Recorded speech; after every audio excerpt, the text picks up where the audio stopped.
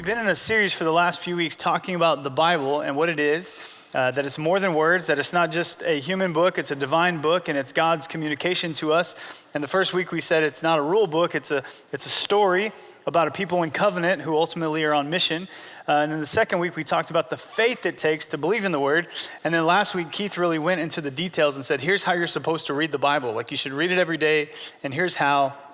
And if you weren't here last week, that's a really helpful starting place on the wrong ways to read it, the right ways to read it, and how we engage it. But this week, what I wanted to do is make sure that we understood the central message of the Bible, how it landed in its original context, and how it applies to us today, and then how we as a church can ultimately be the kind of people that can communicate this message fluently. It's almost like learning a different language, that we would become fluent in the message of the Bible so that we can speak it, we can engage it, we can talk to it in any place and any time. So in order to do that, I want to tell you how the Bible landed in its original context, how this message landed, and then ultimately what it means for us today. So most people, let's transport ourselves to the ancient world of Greece and Rome. Are you there with me?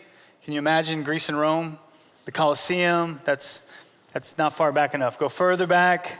Teleport yourself way back to the ancient time of the Greece and Rome, and then recognize something was going on there. There was a lot of worship of different gods and goddesses happening. The ancient world was full of divinity. And everywhere you look, there's divine forces at work. There's temples here. There's a cult there. There's lots of gods. There's lots of goddesses. And what ultimately happened is philosophical people took a look at the landscape of ancient Rome and Greece, and they sort of categorized the religions down into three main things. One of them was called the Epicureans, the second one is called the Stoics, and the third was called the Academics. And so they took all of this divinity and they said, here's kind of the big three, if you will, on where people land. And the Epicureans, they ultimately believed that if God does exist, then he's far away. If God exists, he's far away, and we really aren't concerned with much to do with him because this world is random. And things are going to happen good, things are going to happen bad, but there's not much we can do about it. But there's probably someone who's responsible for creating the world. But you don't have to fear death. You don't have to think about it because at the end, we're just dissolving into nothing. So that would be the Epicureans. The second group of the Stoics, and they believe that divinity and this world were connected and that God is all around us. And there's options out there that you could believe this, you could believe that, but everything needed to be tolerated. And God is seen in the universe, and the universe ultimately reveals God. And so those were the Stoics. And honestly, the majority of the New Testament, with the Apostle Paul writing, he's writing to the Stoics. He's clarifying to the Stoics what is happening in light of what God's doing in the churches. And then number three would be the Academics. And the Academics were the people that were like, hey, there's a lot going on, and we're really smart. And so we're going to take a little bit of this, and we're going to take a little bit of that, because we're not sure, so let's keep our options open here, people. Let's keep an open mind. That's the ancient Greece and Roman world. Now, how different does that sound to 2019 America? Very little difference, very little. The Epicureans, there's people in the world right now that say there's probably a God that created all this, but he's certainly distant, and there's a lot of randomness happening in this world, so everyone just kind of live your best life, and good luck out there. That would be the first group. The second group, and I would say still the majority of people in our world, is I am spiritual but not religious. I'm a spiritual person. What that means is I get to define divinity. That sounds like ancient Rome. I'm in charge of divinity, and guess what? You can be in charge of divinity too, just leave mine alone. High tolerance, high spirituality, everybody be cool. And then the Academics are like, hey, let's do basically that middle group, but let's do it with a little bit more education. Let's think through this, let's keep our options open, let's trust in lots of things. There's a little bit of this, a little bit of that. And that world, the ancient Greece world, the ancient Roman world, that's still pretty prevalent today, is the world in which the New Testament burst onto the scene. The New Testament burst onto the scene, and it offered, this is crazy. I know you don't read this when you open your Bible to the book of Matthew, but the New Testament burst on the scene, and it offered a fresh option about who God is, about the story of the world, and about the role that you and I can play. Because the problem with the options that were happening in Rome and the options that are happening today is none of these religious schemes know what to do with evil. It's very difficult to know what to do with evil in the ancient world. It's still hard today. And so the New Testament bursts on the scene and it says this: the God who made the world is going to put it right again. And he started that process in a man named Jesus. That's the message that the New Testament brings about. And it says, therefore, we no longer live in the way that the world seems to be fitting at the moment, but we live in the way of the new world that God has launched in Jesus. And this message burst onto the scene, and it has ultimately come to be known as the gospel. The gospel is what this ultimately is called. If you have church background, you have lots of context for the gospel. There's gospel-driven music, there's gospel books, there's gospel coffee shops, there's gospel everything. If you've been saturated by the word the gospel, if you have no church background, you're like, I've never heard that word. Because honestly, the word gospel has been monopolized by the church, ultimately. And so if you have very little church background, you might not know what the gospel means. And so the gospel is this: that God created the world, that God's creation rebelled against him when they were tempted by the snake. God has a promised son that would come forward to crush the serpent's head, forgive the sins of the people, raise them from the dead, and give them everlasting life solely on the basis of his grace for the sake of Christ Jesus alone. The gospel. In the Greek, it's pronounced euangelion. I want you to say it on three. Euangelion. 1, 2, 3. Euangelion. Isn't that fun? Euangelion. The gospel. And initially, it was a war term. In the ancient world, when you would fight a battle, you would have one person whose job in the battle was to be a runner. And that runner was the fastest guy who could run the longest amount of time. And he would ultimately, his job would be to run back to the capital. If your army won the battle, the commanding general would tell the runner, go share the gospel.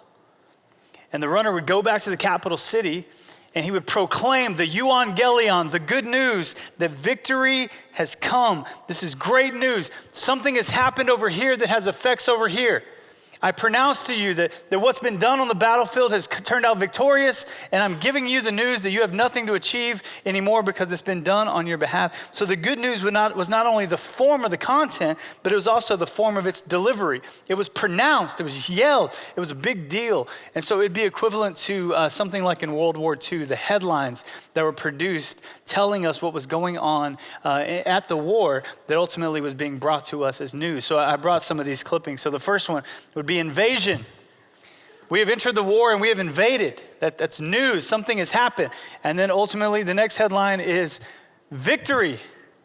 This invasion worked. We have won the war, ultimately leading to the last headline, which is peace. Things have changed. And so this is the euangelion.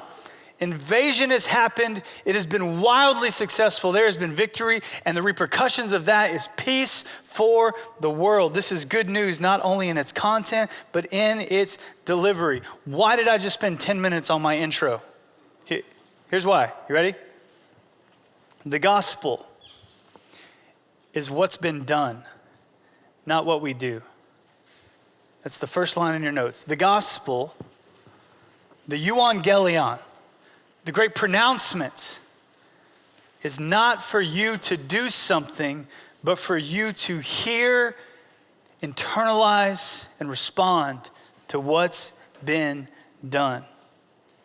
So here's what I'm also saying. The gospel is not good advice. The gospel never comes to you and tells you what to do. The gospel never says you have a bad rap sheet, you have lots of sin in your past, lots of shame, but good news. Clean it up, young man. You can fix it yourself. Pull yourself up by your bootstraps and get it together. That's not the gospel. That's actually more bad news for your life already filled with bad news.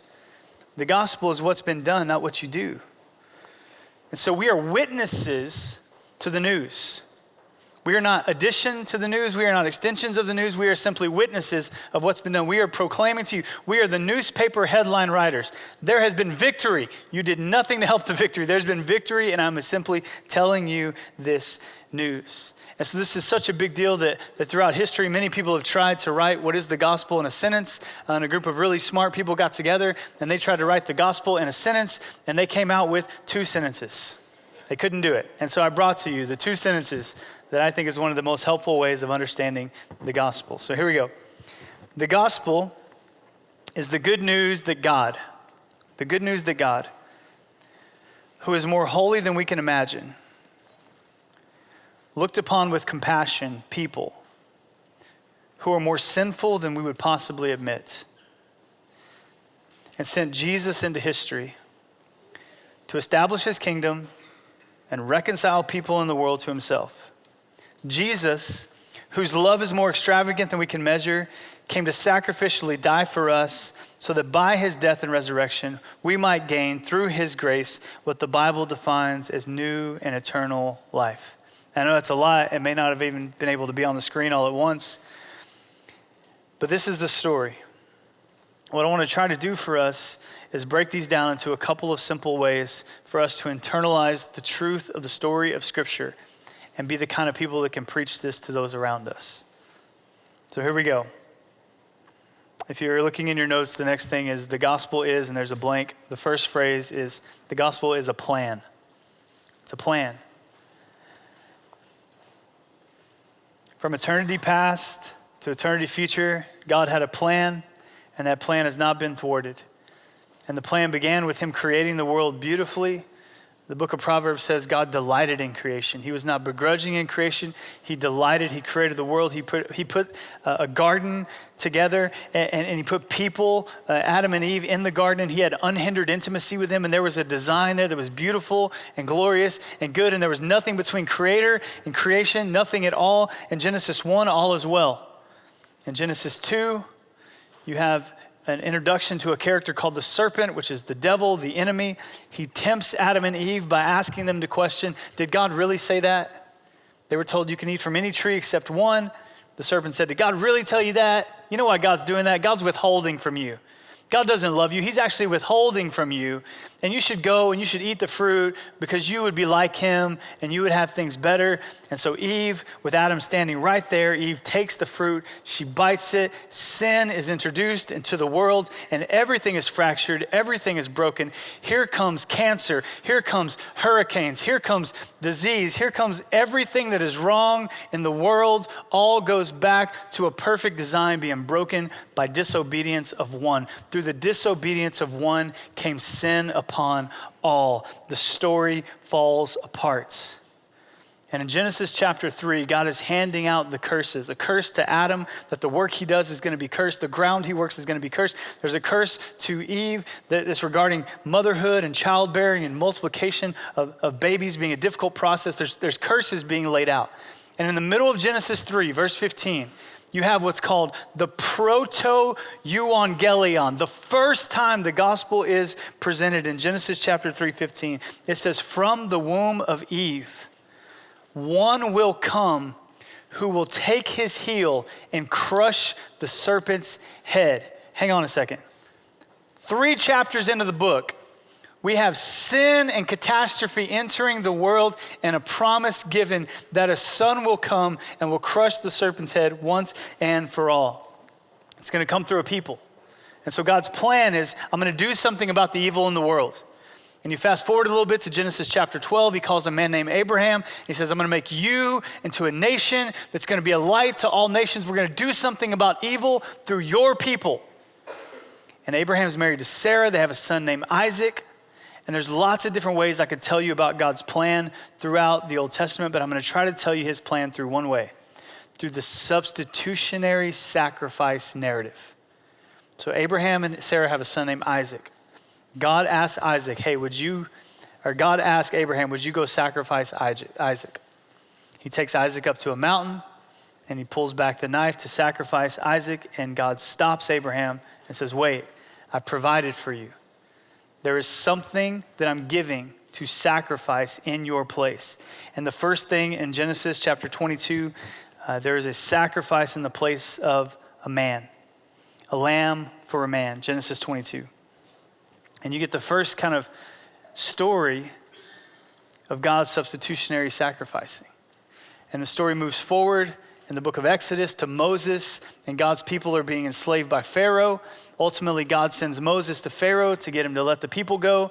God sends 10 plagues to Pharaoh. This leads to the final plague being the death of the firstborn son. And what does God do? Instead of killing the Israelites, what does he say to them? As a part of my plan, you guys are a part of the plan, I'm going to ask you to do something. You're going to kill what? A lamb. What are you going to do with the blood of the lamb? You're going to put on your doorpost. Why? So that your family can be under the blood of the lamb, so that when death comes, it will pass over you.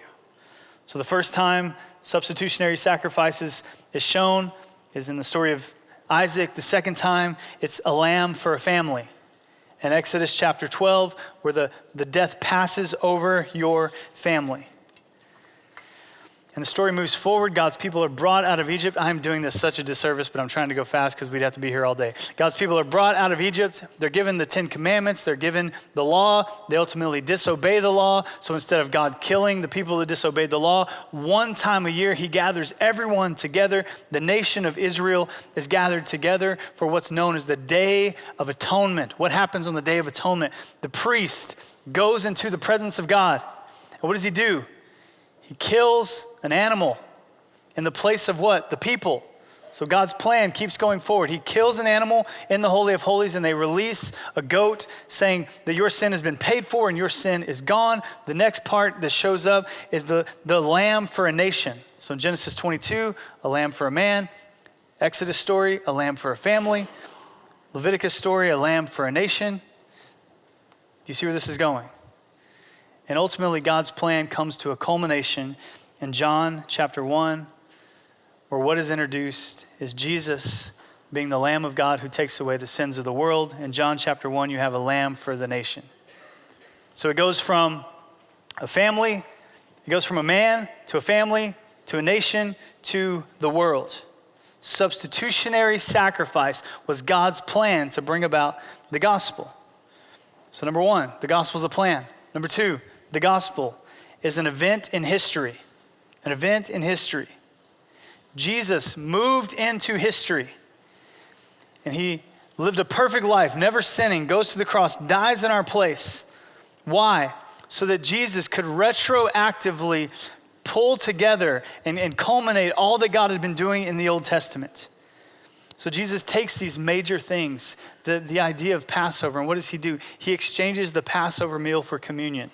What's he saying? I'm the fulfillment of the Passover. He takes the Day of Atonement.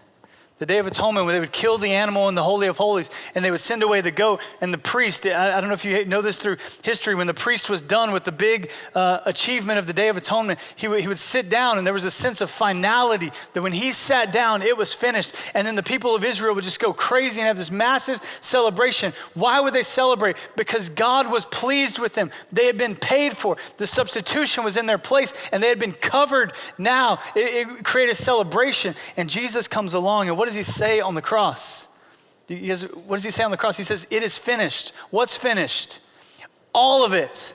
All of the things that were necessary for your salvation have been finished. So the substitutionary sacrifice of the Passover, of the Day of Atonement, and what's so brilliant is even if you go all the way back to Genesis chapter 2, where the serpent hands over the fruit and essentially says to Eve, take this and eat it.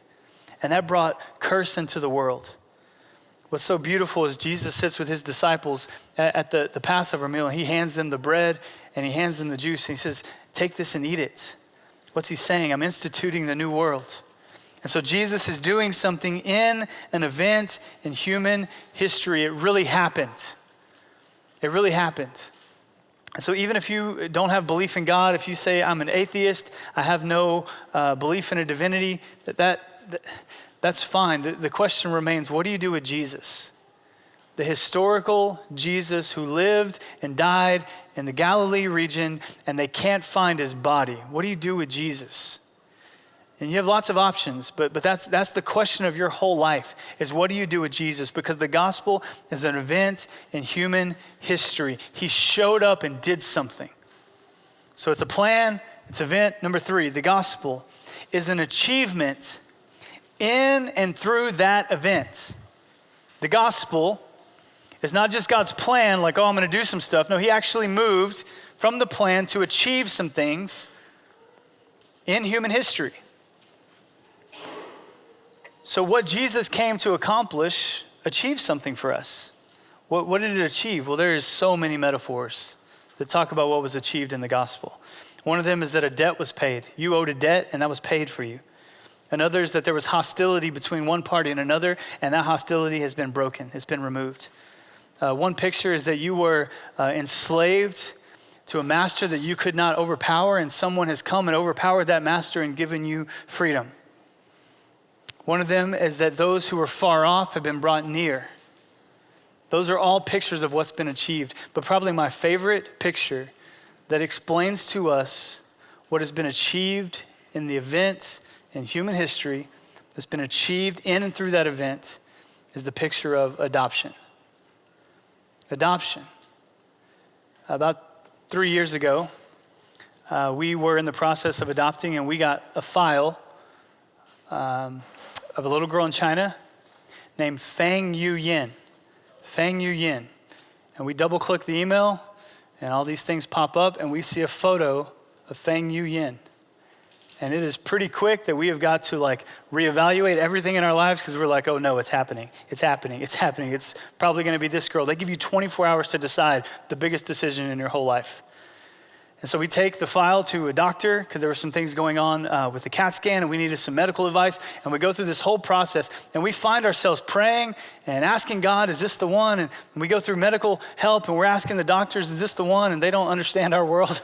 They're just trying to help us. But we ultimately land in a place where we're like, yes, we are going to go for it. But let me tell you, you can't just look at a photo and say, I'm going to adopt her, it's happening. You can't just look at a photo of a little girl and say, she's mine. In order to adopt, it requires that you have the right qualifications in your life to be trusted with that kind of thing, a child. And it's incredibly costly, both to your family, both to your finances, to all of it. And so adoption has to have the right qualifications. It's incredibly costly. Because what you're doing is you're taking a child from a different situation and inviting them into your family. And that is a legal change. And what you're granting to them, this is what happens with Lucy, is when we said, her name was Fang Yu Yin, and we changed it to Lucy.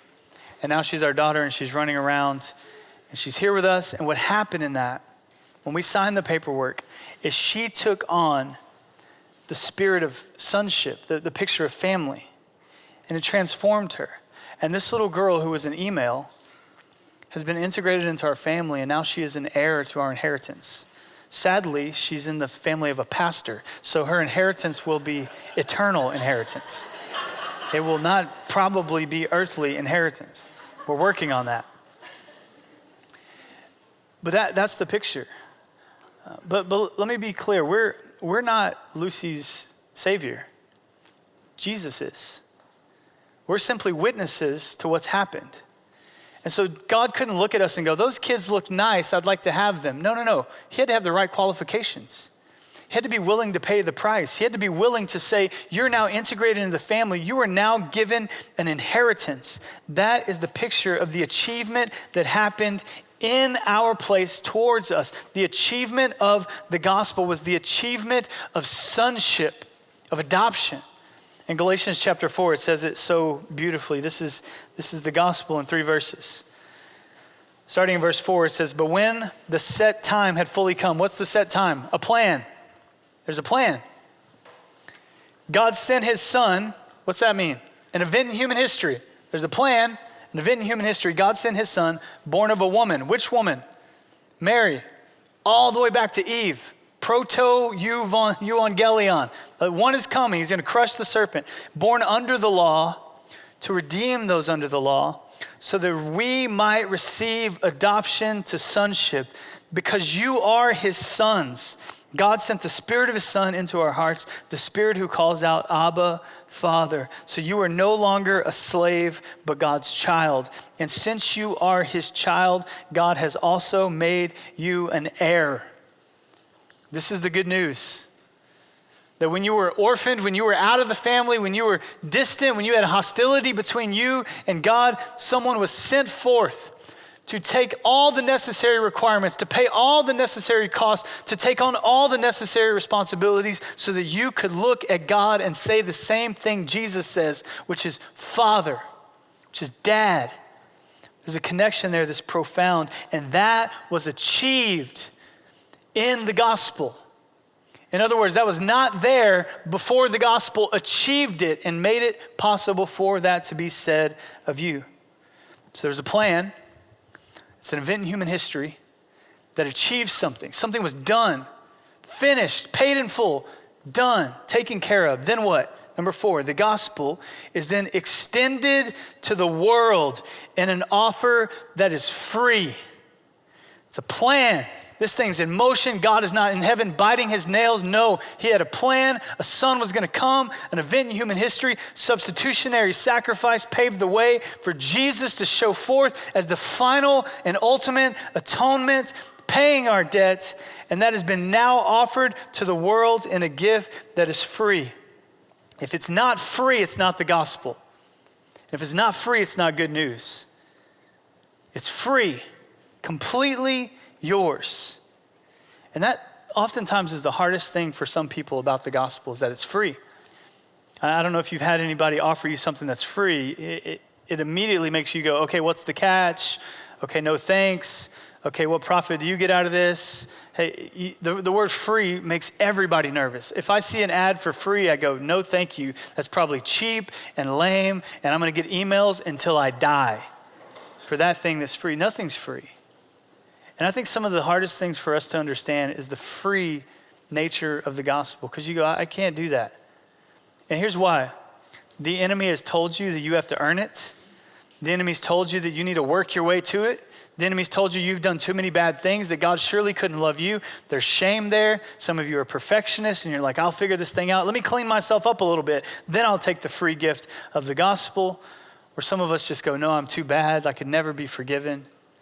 Josh, you don't know that one thing I did that one time. You don't know this one sin. There's just no way, man. And you're just kind of punishing yourself. This is offered to the world as a free gift. That's why it's called good news. That's why it's telling you what's been done. It's not telling you what you do.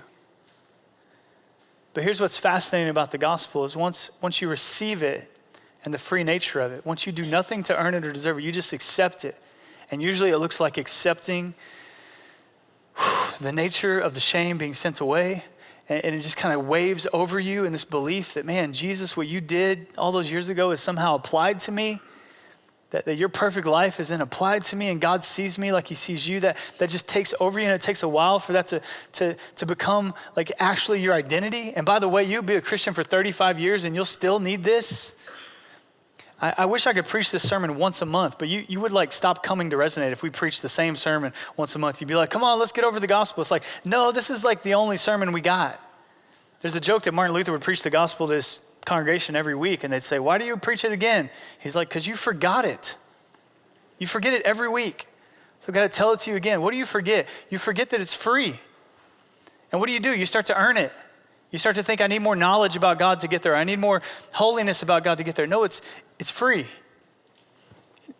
And once you get the freeness of it, then it moves to the next phase. It's extended to the world as a free gift. And number 5, the gospel is an application of the achievement. So something's been achieved and freely offered. And then when I receive it, I have to apply the achievement to my life. So God did something before you, offered it to you. You're trusting in that. And when you trust in that, you're then justified as if you've never sinned. And you're on a journey to become more like Jesus. And you slowly but surely have to apply the achievement to your life. And that's where cost comes in. Because the gospel to be achieved cost Jesus everything. And then it's freely offered to us.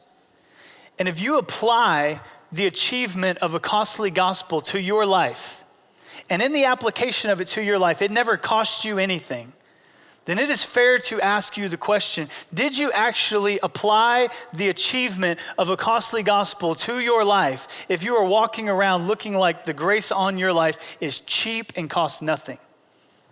So in other words, if it does not cost you something to apply the gospel, then you're probably not applying the biblical gospel. Or I could say it a little further. If it does not cost you everything to apply the gospel, which is what it cost the first century Christians, then you're probably not applying the gospel. You're probably taking a Jesus in your mind and overlaying him on a life that you already chose, and a life that you like, and a life that looks like your Lord. I know it's a little salty, but let's be honest. Many of us, and this is the issue with Christian America, is I'm going to take Jesus and add him onto the life I already have going for me. That is a cheap application of a costly gospel, which is evidence that you probably don't have the gospel. Because it cost him everything. So you can't take a gospel that cost Jesus everything and go, oh, I'll freely add that to my life like no big deal. No, it's a holistic application. That means that every little thing in your life has to be drugged by you, your friends, the Holy Spirit, your wife, everything drugged into the light of the gospel under the umbrella of Jesus' lordship. And over time, what that looks like is you being transformed into the likeness of Jesus, which should be the end game of your whole life. I'm being transformed because something was achieved for me that has changed everything. And because that was achieved and it cost something, I am gladly willing. It's not always glad, it's not always easy, but I'm gladly willing to look at my whole life, my time, my money, my decisions, my relationships, my motives, my speech, everything, and ask the question, does this reflect the gospel? Does this look like good news? And it has to cost something. It has to. But so many of us say, I will take the gospel as fire insurance. I would like to not go to hell. That sounds terrible. So please, what do I got to do to not go to hell? Jesus? Okay, and it's free? Oh, wow, this is too good to be true. I will take Jesus freely, and I would like to not go to hell. Is that cool? Okay, good. That's not the story. The story is all of us were headed to an eternity separated from God, and God could not imagine that for us. So he sent forth his son to rescue us so that we might in turn would become witnesses and rescuers of those who are headed to the same demise. And what's so beautiful about the gospel is that it comes full circle, because what it started with was in a garden with unhindered intimacy. And through the achievement and the plan and all of those things working, it ultimately leads us to point number 7, which is point number 6, is the gospel brings us to God. The gospel brings us to God. Why are you forgiven? Why are you justified? Why are you made righteous? Why are you being sanctified? Why has redemption come to you? Why are all of these words applied to your life? What's the point of that? Is the point of that don't go to hell? No, that is far too small and not near good enough. The point of all of that stuff is that because that has happened to you, you can now be brought to God. Unhindered intimacy with God. So Resonate Church, God is the gospel. He's the good news. That he's a loving creator who's a father, who even when you rebelled against him, he made sure that you would have a chance to see the rescue of Jesus, the redemption of Jesus, the restoration of Jesus, the shame-killing substitution of Jesus, that you would see that at some point in your life, you'd have a chance to respond to that freely. He is the gospel. And what I mean is that he was doing something so that you and I could come back to him, which is what we were created for and what we all long for. And so the last few pieces in your notes say this. In the gospel, God satisfied God's wrath while God demonstrated God's love. That's the easiest fill in the blank of all. Just put God in all 4 blanks. You did it.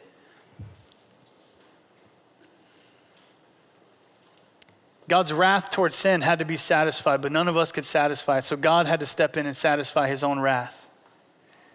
And the only way God could do that would be demonstrating his love for us so that he doesn't look like he's the bad guy in this scenario. He's for us and he loves us, but he's holy and he's set apart and he can't give sin a pass. Sin has no place in the garden. Sin brings about more trauma. It brings about more curse. It brings about more disease. It brings about more hostility. He cannot give sin a pass.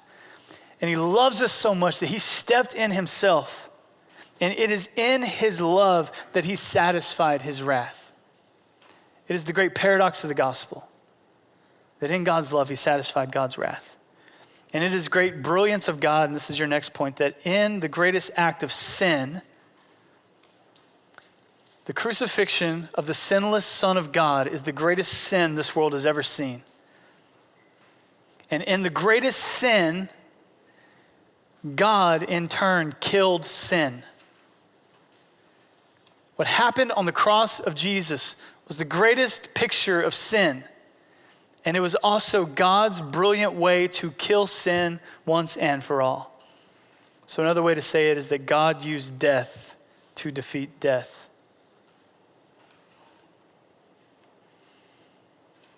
And there's been many brilliant teachers throughout time that have taught that maybe in the mind of the enemy, maybe in the mind of Satan, he thought that if he could just kill Jesus, that would be the end of it.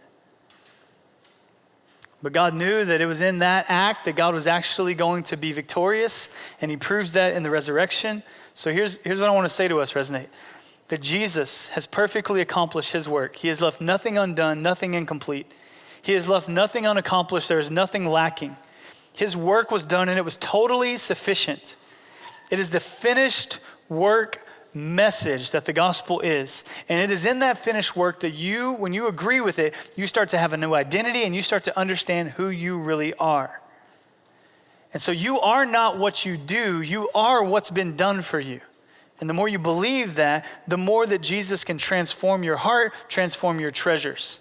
And so all of that, what is the Bible's grand message? Why are we closing out the series with this? We're closing out the series with this is because when you read the Bible, here's what we hope you land with. That you would, over time, every time you read the Bible, you would land in this place. That the deepest awareness of myself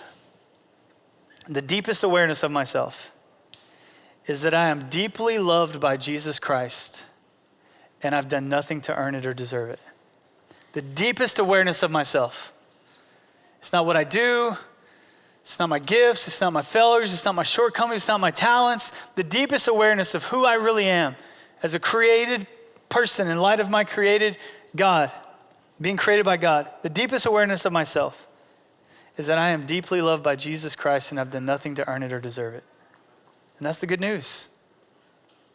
And that news spurs in us worship, it spurs in us evangelism, it spurs in us sacrifice, it spurs in us mission, it spurs all these things because that news and that life is on the table for the whole world to see and to hear.